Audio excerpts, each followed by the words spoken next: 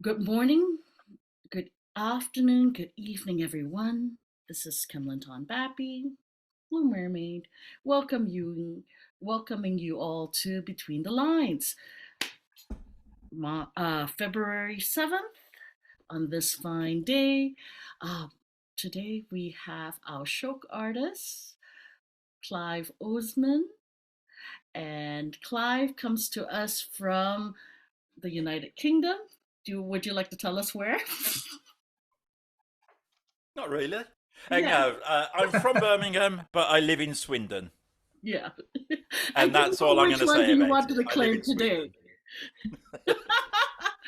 Swindon. Clive is a. When I first saw Clive on this on online platforms, I'm like, oh my god, who is this person? He's one of my peeps. Must be. I mean, it was what he did was blow me out the water with his work because Clive has this way of using the camera and the zoom window in a unique way and sometimes very surprising ways and sometimes uh, I usually don't think that I'm that easily duped. Okay, Diane, I know it's possible. Hard to believe, but no, you have surprised me greatly, and it's truly a pleasure to have you as our show artist for today. So, without further ado, Clive Oseman, please take your stage. Hello. Okay, so I've got nothing too surprising today, actually, which is probably a mistake, given by what you've just said. But the one-man show that I'm currently performing, called "What If They Laugh at Me," is very much based on my own life as someone who was made to feel worthless and was scared to reveal my rather, shall we say, absurd sense of humour, because I thought people would sort of laugh at me rather than laugh with me, and that's where the title of the show comes from. So today I'm going to start with a serious poem which comes from the show, and then do more recent, mainly more recent humorous stuff. Which some of you will have heard, but hopefully put together in the set it still works. So yeah, the serious poem I'm going to do to start with is almost right at the beginning of the show, responding to a voice which is recorded and played as my inner thoughts, telling me that I'm useless and I'll never amount to anything, and and this is my response to that in the show. I've heard that voice all my life, mocking, baiting, denigrating, and it can be quite exasperating as it cuts me like a knife. I have a sense of humour and I like the sound of laughter, but the problem is what comes after. A mind conditioned by abuse finds any slight excuse to believe that they're laughing at me rather than with me. That any compliments are born of sympathy, but they secretly ridicule me, even when my words fall over on the table. How could I not think that when the inner voice keeps coming back to remind me of my past? How could I ever stand tall and bask in self belief when this insidious thief steals perspective and inflicts such grief? I knew I had to beat it. The joy is there if I can release it, and eventually I learned that if I find something funny, I'm unlikely to be alone. And in these times of doom, I had to find the backbone to speak out, lift the gloom with the idiocy of my imagination, the absurdity of a world twisted by a childlike brain. I can't claim to have killed that voice. It will still rejoice in one bad gig if it decides that I'm getting too big for the boots I have to wear. But for now, just for now, I think I'm getting there. So yeah, I mentioned there that my sense of humour is absurd, and yeah, it took me a long time to realise that people would actually find it funny, without thinking I'm. I mean, some people think I'm hard, and they're probably right. But so now I'm going to concentrate on more humorous stuff, and I'm trying to do stuff that I've never done at Between the Lines. So hopefully I'm succeeding. Although there is one that I definitely have done here, which is possibly my most popular poem. So I'm doing that at the end. But the first one I'm going to do is called Never Buy a Cheap Hamster. Because sometimes my poems are a bit surreal, but this one is more serious, I feel. You see, if there's one thing really pisses me off, it's my hamster trying to play Rachmaninoff. It would probably get away with Liszt, but when he tries to play Sergei, he just sounds pissed. The notes are just all over the place, a bit like my poems. It's a fucking disgrace. I paid a fiver for that useless beast. You'd think he could play Chopin at least. I think those who went to the conservatoire cost 150 quid or more. Now, I know that was a dodgy rhyme. But whose fucking poem is it, yours or mine? I think he got some kind of bursary to learn to sing like Freddie Mercury. But that's no good to a fan of piano who likes a bloody good concerto. And the gerbils of the orchestra. All bloody night he sings I Want to Break Free. He can't remember Bohemian Rhapsody. I wish he would break free, is what I'm saying. His singing is worse than his piano playing. So the message is clear unless you're demented. Concert level hamsters are pretty expensive. And don't get me started on the dog. He's a cute little fellow, but do you think he can play Dvorak on the cello? A music fan once told me the animals were good. I'd ram my piano up their arse if I could. All the money I've wasted, depleting my wealth. I could have had bloody lessons myself. And I may have exaggerated about the gerbils. But the rest of it was true, honest. So the next one I'm going to do is relatively new. I have performed it at various Zooms, but I only wrote it a week or two ago. I don't know about you, but it really annoys me when I buy something online or go to an event or whatever, and then I get pestered to leave a review. Even if I've already left one, I still get these emails, please leave a review, and it drives me up the wall. So this is how I decided to handle it. I recently bought one of your teddy bears for my friend's birthday. The delivery took a day longer than advertised, but that's okay. I allowed plenty of time anyway. I don't know why she has such an obsession with bears, but she cares for hundreds of them. She even has teddy bears picnics. Today's the day, apparently. She's a lazy bastard. She says dogs and cats make too much mess, but teddy bears impress her with their cleanliness.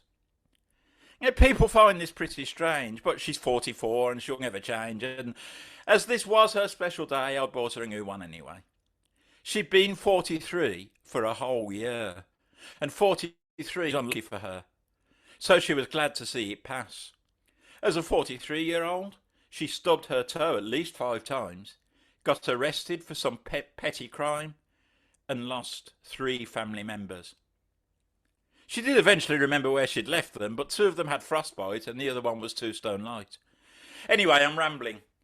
You want a review of your teddy bears. Not her life story, to be fair, so here goes. The packaging was very colourful, but maybe a bit overdone. It took ages for her to open it, probably because she was wearing boxing gloves for some reason I didn't understand. It would have been better to use bare hands, but I wasn't going to argue with someone wearing boxing gloves and swearing like a trooper. I like my face as it is, thank you very much. Well, okay, that's an exaggeration, but the rest of it's true. Anyway, eventually, when from the box the bear was released, the poor bastard was deceased. It stared up from its lifeless eyes. My poor friend was traumatised and spent her special birthday crying. So now I'm hoping he was insured, but if he wasn't, I am assured it was your fault. He was asphyxiated, and now we need to be compensated. So, if you go down to the woods today, you're in for a big surprise. If you go down to the woods today, you better go in disguise. 'Cause every bear that ever there was is there, except that one, because today's the day the poor thing gets cremated. Now stop pestering me to leave a review! Okay, so all that was true, obviously. So the next one I'm going to do is called Unfinished Business. And this is in a way 2 poems rolled into one because I wrote the first one and then decided to extend it. So I I've been trying so hard to write something sensible, something that doesn't make everyone think I should be in a straitjacket. But nothing would come. I would stare at a blank page. I would stare at a blank page, but I may as well have asked the paper to write the words itself for all the inspiration that occurred. For some reason, all I could think about was boiled eggs. I know, right? It doesn't make any sense or any sense, though I suppose if I were an egg, I may get laid. I should try it sometime. So anyway, I went to a well-known medium to ask them to contact a famous dead poet to give me some advice. When I walked in, the first thing they said was, "Boiled eggs?" And they laughed. I found that disconcerting. I ended up paying a small fortune to have Shakespeare tell me to fuck off and stop disturbing him. But the words didn't sound very Shakespearean, and I think I was ripped off. I think it was William McGonagall.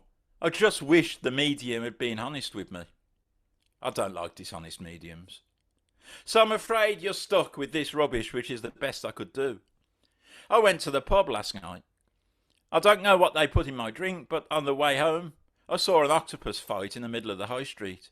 Arms flailing in all directions there were, with a hippo dressed as Elton John singing "Saturday Night's All Right for Fighting," and the pile of haunted horse manure on the piano, which made Liberace's fingers smell.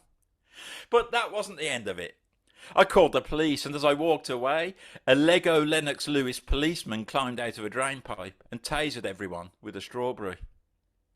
Then he pulled a computer out of his ear with a link to Between the Lines with Kemlin Tambape, and that seemed to be the only thing that made any sense. I couldn't convince him that I was already going, and he reached for his truncheon, which was 8 foot long and as hard as Margaret Thatcher's heart. So I scarpered sharply. I ran away in Usain Bolt's magic trainers and nearly tripped over a paper time machine, which then took me back to Victorian England, where I found Jacob Rees-Mogg being mangled by a cement mixer. It took him by surprise because they hadn't actually been invented then. But that's the beauty of the time machine. History was rewritten, I had invented the cement mixer, and I had mangled Jacob Rees-Mogg. I was really disappointed when I woke up. I'm going to the pub again tonight. I have unfinished business. Thank you. And for those who don't know, Jacob Rees-Mogg is a horrible piece of work, a Tory politician who you genuinely could think was born in Dickensian times and just hasn't aged. He is a horrible, nasty, snobbish... Ugh. Anyway, enough of that. So I'm going to finish with possibly my most popular piece at the moment, which I have done at Between the Lines before. But I do like this poem, and it always gets good reactions. In fact, I got the highest scores I've ever got in a slam with this poem, and then got absolutely trounced in a final. But that's another matter. So yeah, and this, what happened when I was writing this poem is that somebody had crept into my flat and changed the letters F and P round on my keyboard, and I don't know how it happened. I mean, the place is always locked, and so I never have visitors because I'm weird. So I just don't know how it happened. But this was the result, and I'm stuck with it now. So I might as well read it to you. It's called "When F and P Change Places." This poem, if that's what it is about nothing in particular, just various bits and feces.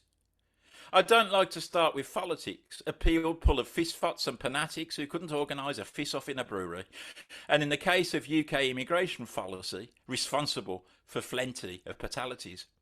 Though I'm sure they will be reported favourably by Fox News and its British equivalent GB News with Nigel Farage and his friends. So let's be more pliffant and talk about sports feeful like Feet Sampras, famous feeful from the fast like Napoleon Bonaparte, or even contemporary feeful like the unfortunately not yet dearly departed Piers Morgan, or Katie Hopkins, who always seems like she's paused a pineapple off her bum. No? Okay, let's talk music. You may have an eclectic taste ranging from the poop-iters through offerers like the Magic Plute, Old British hits like XTC's Making Flans, poor Nigel, I'd poison them. Wartime classics like Fack Off Your Troubles. Beatles classics like I Peel Pine. Pestive songs like A Partridge in a Fear Tree. Or even some frog rock. I wish I was musical. I'd go on tour entertaining the pea-faying public in places like Pinland, Portugal, France, and probably Newfoundland. But enough of that. Let's talk pood. I'm not sure what to eat today. Roast fork and apple sauce, or fish and chips. And if fish and chips, do I have pickled onions or mushy fees? Or do I have a fucker steak and kidney pie? I'm not saying I eat too much food that's unhealthy and pattening, but my clothes are size trifle XL. Feet 5 for fic to feck up fickled feathers. What? Plagiarism? Puck up, or I'll punch your lights out. Oh, appended are we? I'm afraid you don't call the felice, the coffers, the pilth, the figs. Puck the felice! Oh, come on, I was joking. I wouldn't really funch you. I don't approve of fisticuffs or violence of any kind. I'm a pacifist. My house has patio doors. It's a big house. It's rather palatial. What? With a games room for fool and ping pong. Okay, I'm taking the fizz. I live in a folky little plat or apartment, if you prefer, among the pheasants. And I'm probably stuck here until the Grim Reaper comes calling. Whatever a reefer is, I mean, I wouldn't go. Thank you very much, and thank you for listening.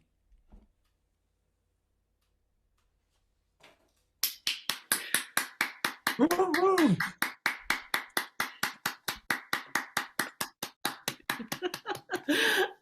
Everyone, not mad, really. Honest. Fantastic, Clive. Fantastic. That's a great you. one. It's really difficult, to write that, to read stuff like that, and keep up with it. Wow. Still know what you're talking about as well. Yeah. I never know what I'm talking about. I just make it up as I go along. But no, I did slip up a couple of times and that today. I was a bit annoyed with myself, but these things happen. It's lovely. Yeah, I just there's just so much. I mean, I had to write down several things. Of course, if you've read the chat, you see how delighted everyone is and the things that have come out as you were reading. But there's just one word that it's 2 words that comes together that I would say describes everything that you've said from me today. Absurdly delightful. I love this phrase, and it's so visual. I feel like I'm inside an animated world listening to you read your poems. And the last one, I feel like I was wanting to see this as an animated film, like an alternate universe as you were talking. Oh my gosh, I just can't stop seeing the images that as you talked about and visualizing all of these wonderful creatures and situations. And I feel like I needed to write fisticuffs in here somewhere. Fisticuffs. oh, thank you so much, Clive. And such a different prompt today. And I'm excited to hear what everyone has brought. And, of course, I want to thank Tina Bailey for joining us for her first Between the Lines. Tina is a friend from a distant past, but definitely a recent, a continued friend all these years. Tina's going to be our Sayang artist next week, and give you guys more love. And of course, as we share our poems in response to your prompt, Clive, today, we will be. I'll be inviting you to respond, and that's what I love about the show is that we are sharing. We are calling and responding to each other with our artistry. So I'm going to go ahead and play a video and so that I'll give you guys some time to tie up your poems and your presentation. Is there anybody else that want to give Clive Oseman some love?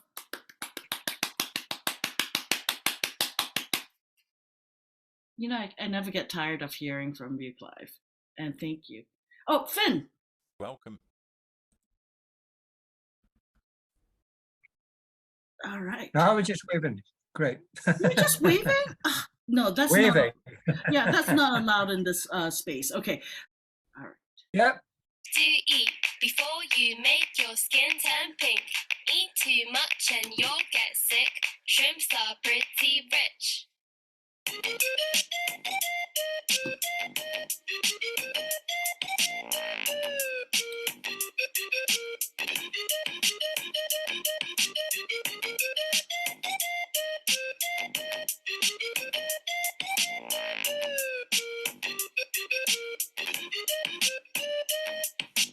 なんであいつらはピンク？動物園で思ったピンク食べ物でそうなんだ実は私はたらこが大好きプラスエビカニ食べようピンク色になるのだからみんな違う色人間って勘違いしてるよね Black, white, green or blue Show off your natural hue Flamingo Oh, oh, oh, oh If you're multicolored, that's cool too You don't need to change It's boring being the same Flamingo Oh, oh, oh, oh You're pretty either way 鶴の尻尾下に向かって曲げたらフラミンゴ意味不明だけど面白いでしょ虹色に染まった世界今日も地球のどこかでエビをむしゃむしゃ食べてフラミンゴはピンク色に染まっていくぜ One, two, three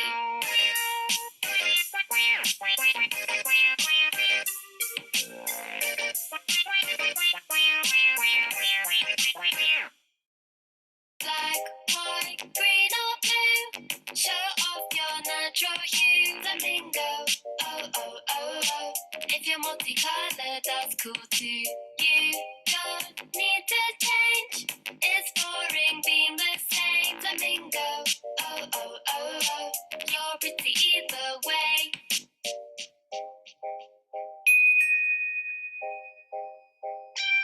Flamingo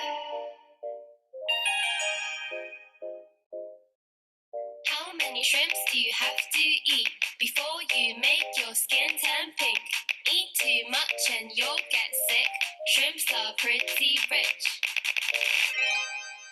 Green or blue, show off your natural hue. Flamingo, oh, oh, oh, oh. If you're multicolored, that's cool too. You don't need to change. It's boring being the same. Flamingo, oh, oh, oh, oh. You're pretty either way.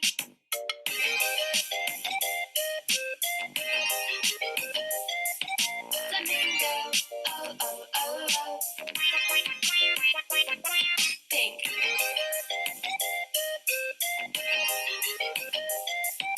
Flamingo, oh, oh, oh, oh. All right, everyone. Who shall be our first victim? Finn Hall. I wasn't waving this time. Yes, I will go first. Okay. If I can find where I've got the wrong one up. Here we go. This one is pretty much straight. It's called What If. So that's where they're taking the prompt of it. Right, okay, I've got a line missing, but never mind. It's got What If. Well, I thought about writing something profound today on this great theme, but no words could be found or sound of sentences entered my head. Instead, I was randomly visited about times when confidence eluded me and shyness forced me to stay within my shell, doing things I could do so well, which was very little, practically nil until age crept up unawares, Then I realized that I just don't care if people like what I do or not. Sure, it's great if I get applause. If you don't get, what do I care? Then that's your loss. You're not in charge of me. On the other hand, I'm not your boss, and I can't force you to like anything at all. And the world too small to be hampered by dissenting voices. The choices you make are ours, and only you can decide what's wrong, what's right for you. What ifs are not me, you see. There is too much shit in this world in which we live for me to really give a hoot if my words strike a chord with you.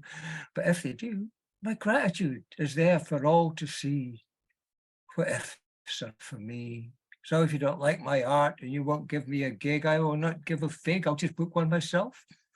And if my books don't fly off the shelf and sales are few and far between and royalties are in single figures, and I hope to be my I never care. I just realize the what ifs are not the solution. Ignoring them will ease the confusion and make me do what needs to be done, creating art for love and fun. But let me leave you with one last thought, be it for something or for not. What if you did buy my books and book me for a special spot? Thank you.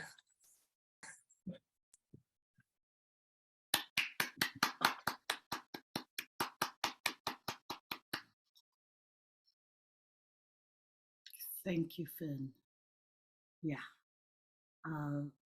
Clive's presentation today definitely inspired that. I won't give you a pig, Finn.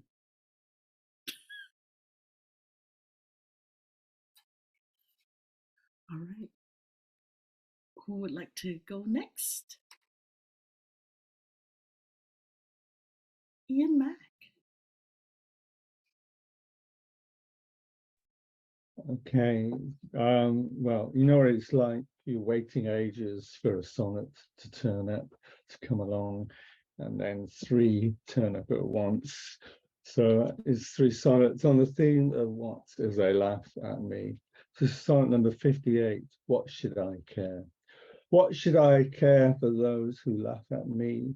Are they so astute or wise with fault to indulge in raw judgments when they don't see their own infirmities or have not felt a burning sense of shame, hopelessly found wanting in that shared blessing of humanity? Let them feel the sting embedded in the sound of the whiplash of their vain profanities. And meantime, I will follow the selfless round of one who is virtuously self-assured, secure in the knowledge that their foul curses fall harmless as spent seed on barren ground, while I enjoy such rare fruits without demur as are abundant in these fecund verses. And second one, number 59, I too have felt the sting. I too have felt the sting of laughter's lash, the waspish venom of a careless word tossed like a blunt grenade, exploding, a crash of invisible splinters and broken shards that inflict deep wounds that refuse to heal, left to fester, leaving ever deeper scars, till the broken spirit seems too numb to feel, an empty shell, a ghostly avatar. But the time must come to take up the lists, to shuck off those borrowed slanders that pale into empty slights, compared to hard blows administered by heavy-handed cowards' fists. And though you may be bruised, but let them know, through though they press you now, righteousness will prevail. And last one, sonnet number 60. They say laughter is the best medicine. They say laughter is the best medicine, that it will cauterize a festering wound, that it is the mind's inherent emollient, the intrinsic purgative to confound the toxic darts of cancerous humours cast by ill-intentioned so-called friends, hell-bent on spreading false malicious rumours to pursue their own nefarious ends. So give me laughter, fill me to the cups. I'll not waste effort chiding rogues, but smile benignly on their ineffectual slurs, and let contemptuous indifference rile the bitter, spiteful bane of such vile curs. Fill me with the wine on which sweet justice sups. Thank you. I'm done now.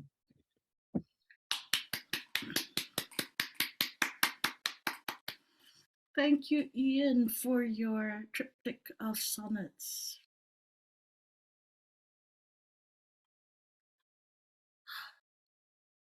The last one hit the hardest for me, and the pain and the masking. Very beautiful, to the heart.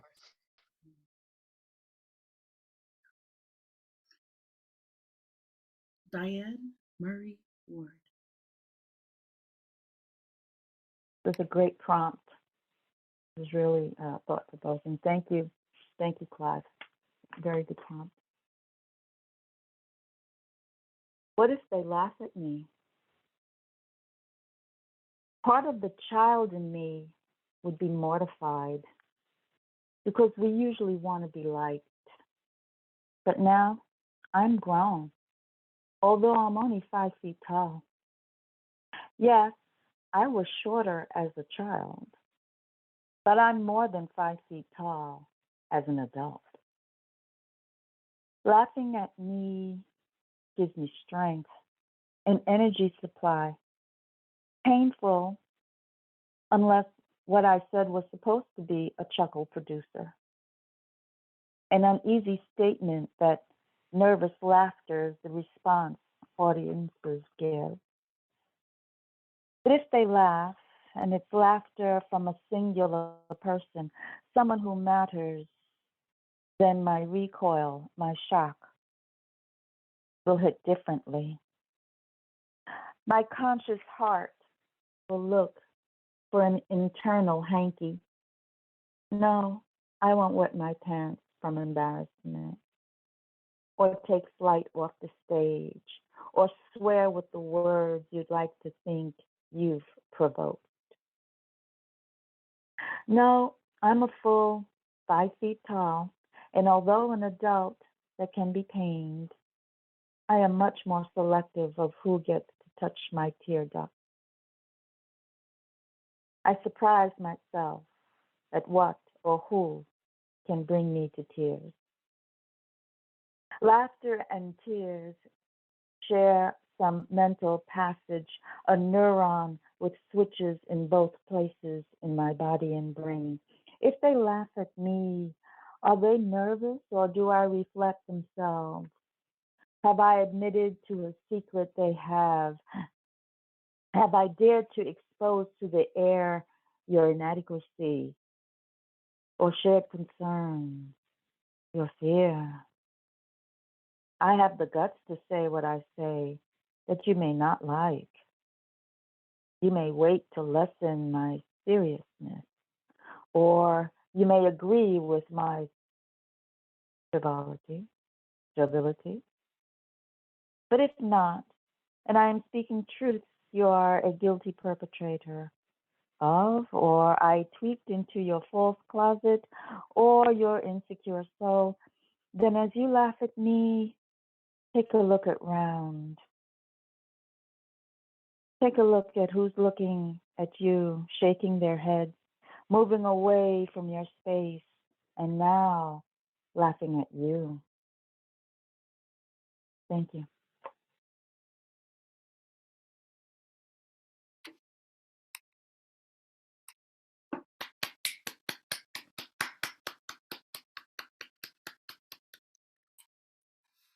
Wow. just right here.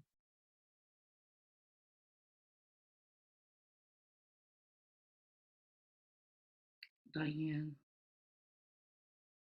your work always brings such a strong response. Sometimes I'm always floored by the emotions that you bring up. Thank you.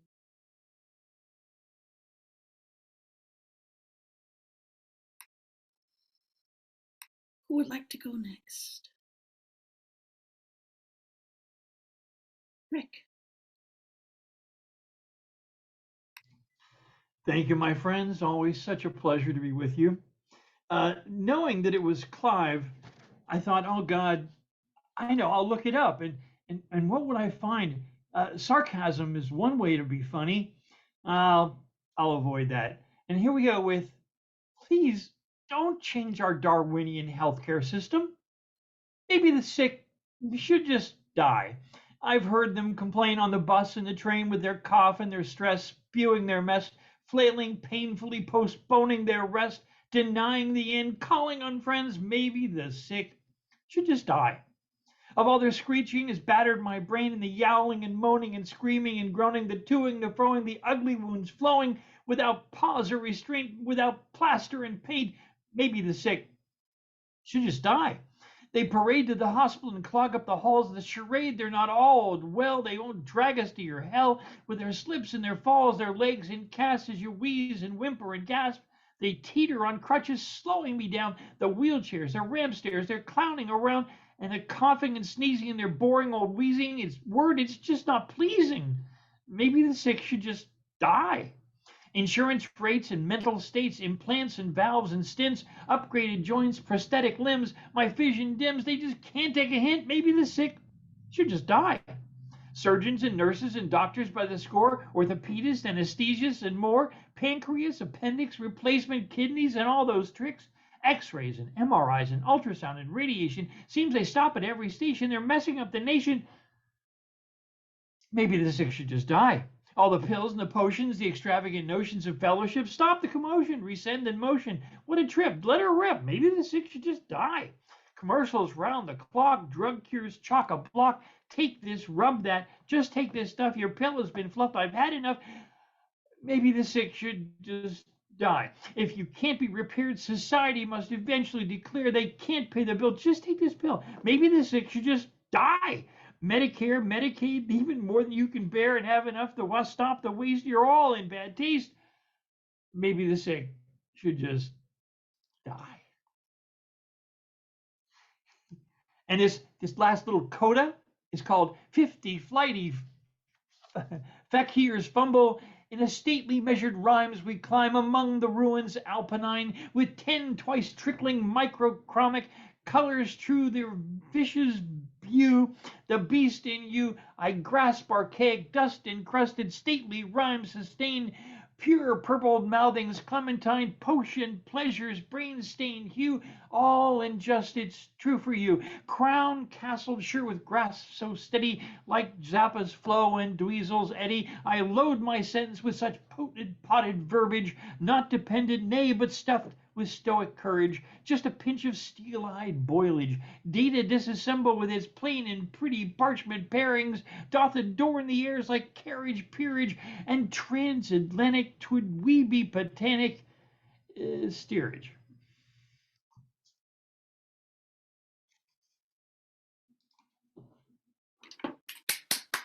Rick, come on, be honest. Rishi Sunak wrote that first one, didn't he?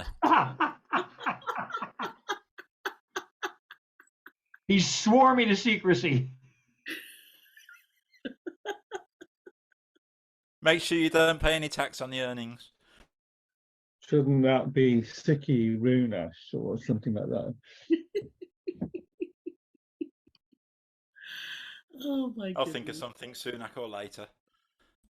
Yeah. Meanwhile, we're creating more fodder for Clive to play with. Oh my goodness, that's funny. All right, who would like to go next?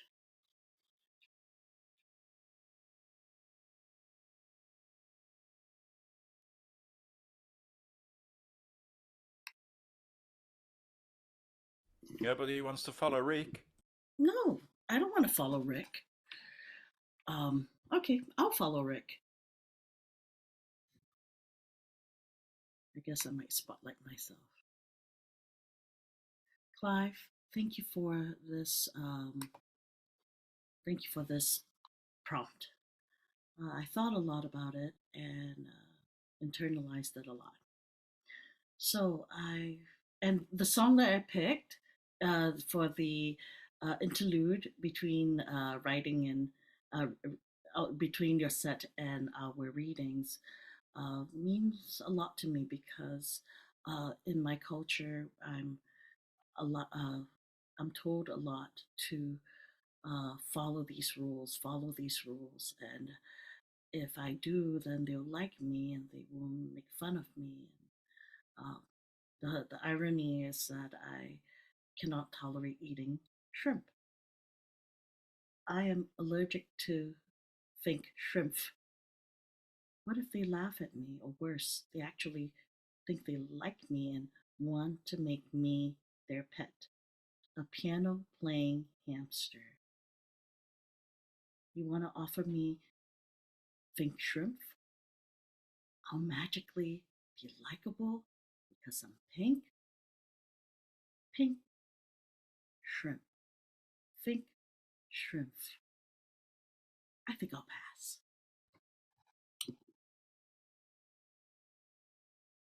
Thank you, Clive.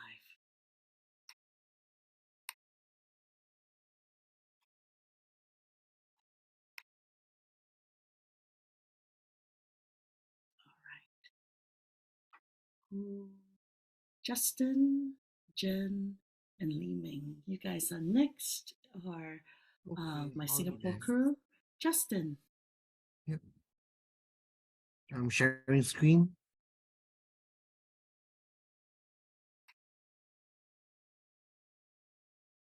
Okay. It's a short piece called Bleeping Censorship. Can you hear me? Okay. Bleeping everything on vaguely questionable content. Anyone who speaks with a slight bent, any suggestion on malcontent, every idea of unfulfilled sexuality pent. Self-censorship is the first line of tragedy, before expression can be brought to full majesty. Cultural norms and taboos, taking the form of polite applause and boos. Where does one draw the line? Do we always shuffle dejectedly behind? Exploring new frontiers without care. You call it reinventing the wheel, but do you prepare? Finally, we are backing up. An acne roadrunner jumping, clicking its heels and tongue and going beep beep. Not the droids you're looking for. R2D2 astromech whirling and clicking, going beep beep. A lorry flashing rear lights loudly, throwing full gears in reverse, going beep beep. Thank you.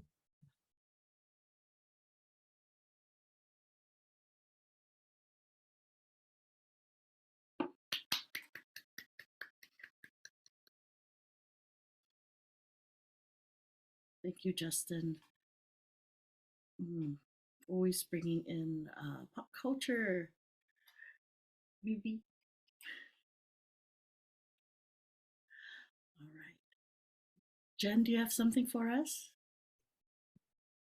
Yes, I would like to go next because I take it that Justin was calling for me to go next because I answer to beep beeps actually. Yeah, it's a childhood nickname for me. Not that Justin knew about this, but I just took it that okay, I'm supposed to go next. So here goes. I'm sharing two poems, and they're very, very short. The first one is just called "What If They Laugh at Me?" What if they laugh at me? That's okay.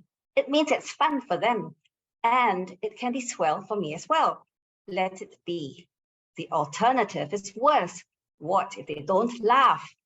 What if they indulge in archery, fire arrows at me with insidious treachery? I won't know when to join them.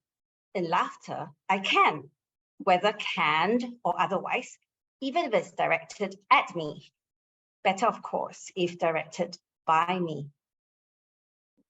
The second poem is called Overthink.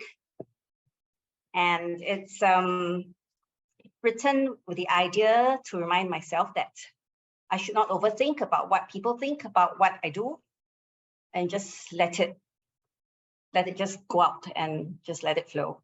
And overthink is a reverse poem, meaning that it can be read in reverse order, line by line.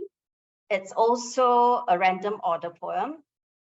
And remember Para, who was one of the guest featured artists, right? So whom Camlin and Lucian brought on board on one of the BTL shows earlier. Well, the random order poem is actually something that he introduced to us. So it means that every line in the poem can be picked and read in any order that it happens to be picked. So, but this poem is very short. So yeah, I'll just read it once through in the original order. Overthink. I tell myself, don't overthink. Step out, but not over the brink. Don't fuss over the uncooperative kitchen sink. Foibles go in overdrive once I blink. I ask myself how to catch 40 wings. I tell myself, don't overthink. Thank you.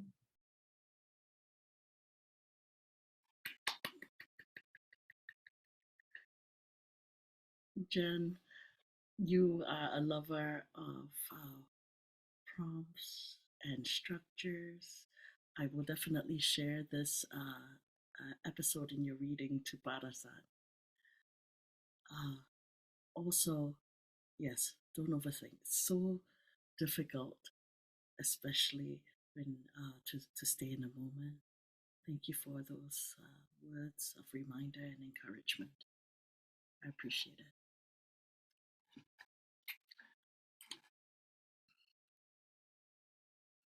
All right.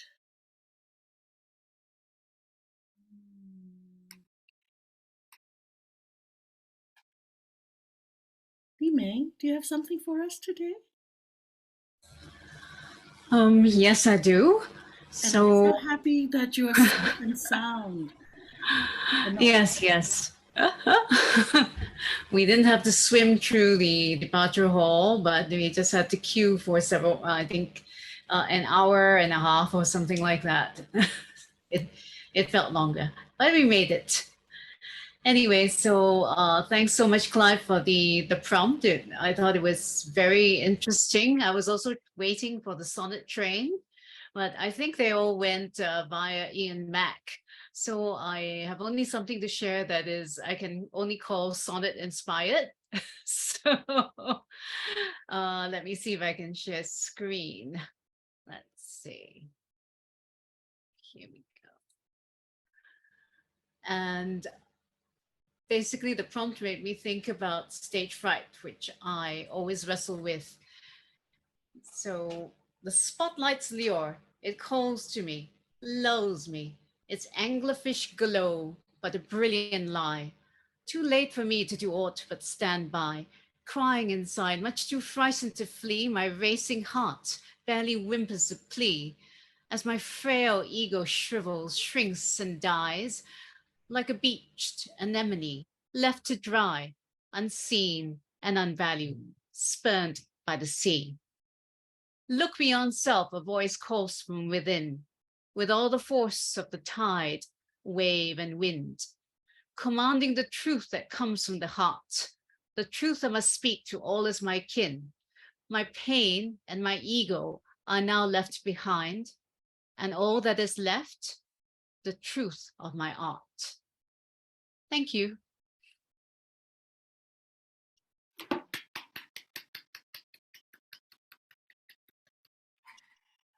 The truth of my heart. What a last line. Well, something that may be true for all of us, I think.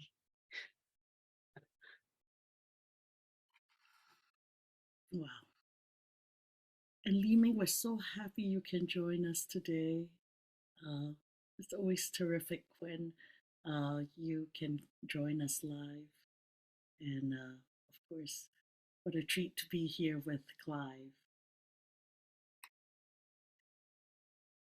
Glad to be here. Hope to be here more often. Thank you.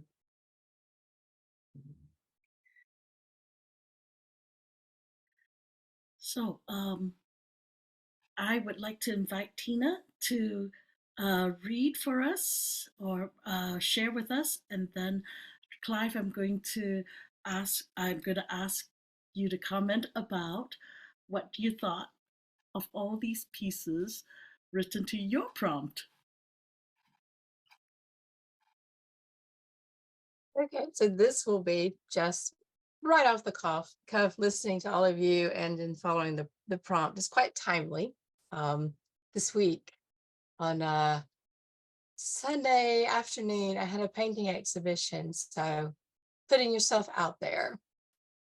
So when I put myself out there is always the inner voice at the back that says, what if they laugh at me?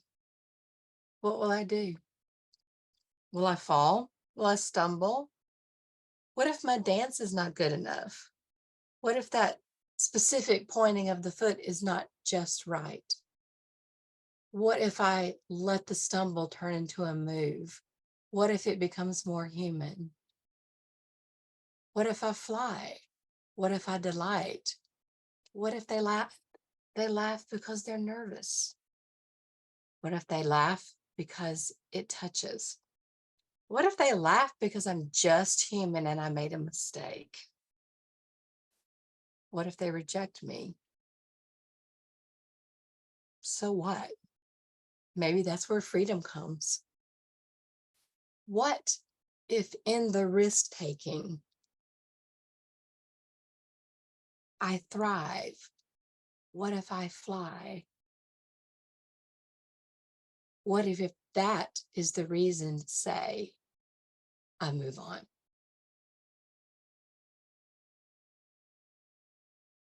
So I am so delighted to be part of this, and I'm looking forward to next week.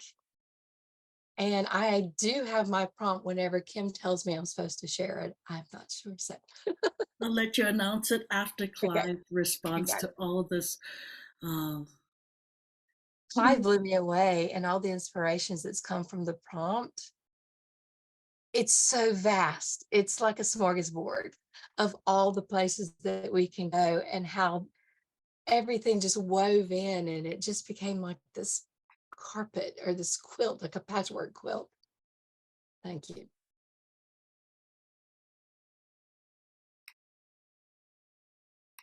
Clive. It's been fantastic to listen to it all. I mean, personally, I always struggle to write to a prompt, and I always end up writing something completely stupid, which is the way I work. But I generally sort of have an idea and write. I just do find it difficult to write to prompts, and I think everybody today has been fantastic. The poetry was great, and I always admire anybody that can write to a particular form, like the sonnets and the random order poems and things. It's just so clever, and it's not something I can do. So to do it to a prompt and produce such great poems in such a short space of time is fantastic. And I'll take my hat off to everybody, and I wish I could write like that. It was brilliant.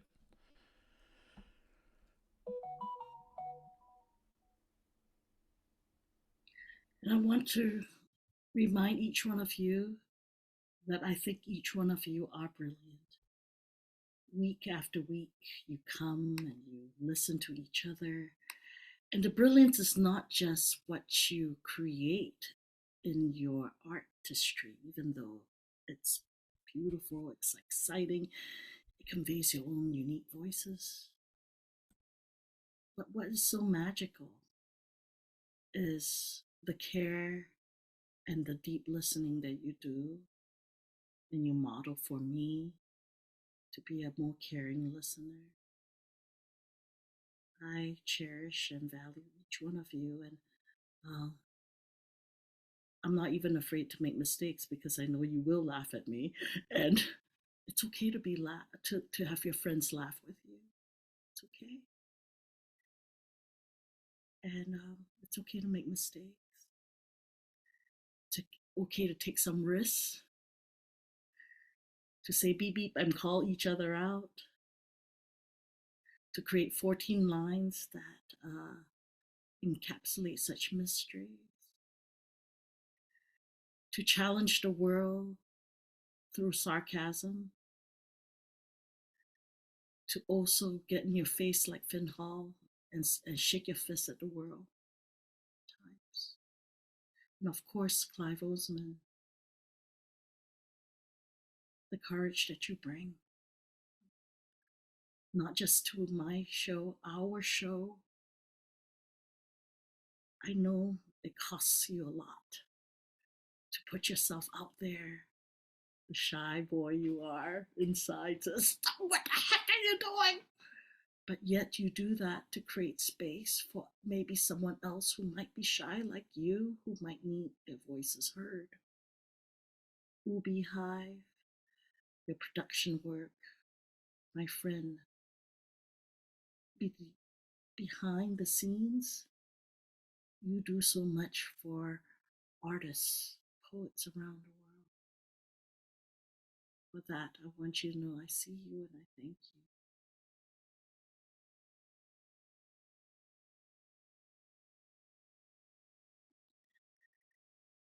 Tina, what is our prompt for next week?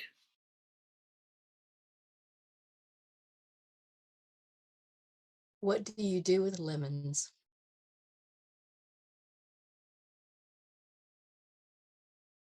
What do you do with lemons? Yeah, Okay. it's gin and tonic for me, but that's Yeah, everyone bring a beverage made with lemons next week. I mean, Oh. it's obvious, isn't it? I mean, it's got to be something alcoholic. Sonnet about, shall I compare thee with a lemon twist? Oh my goodness. Tina, thank you so much for joining us today and for sharing this space with us. We look forward to writing to something sour and hopefully, you know, oh, yeah, my brain is already sour, tingly, tingly, tangy. All right, okay, so we will definitely write to that next week. Everyone, please do take care of yourselves. Lucian, please fly safely on the way to Doha. Hopefully, we'll see you soon and on Between the Lines. Everyone, have a safe and precious week. Life is short, live it to the max. We are lovable. We are capable. We are valuable. Shh, don't tell anyone, they might steal us. We are able to laugh, to cry, to write magical things, if not for anyone, for the little girls and boys inside of us, right?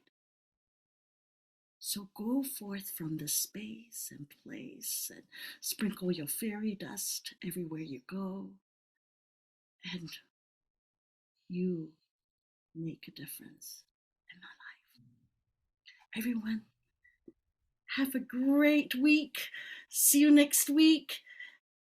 Tina Bailey is our science artist next week, and a big, huge love to Clive Oseman. Thank you all for being here. See you next week. Bye all. Thanks for having me. Bye.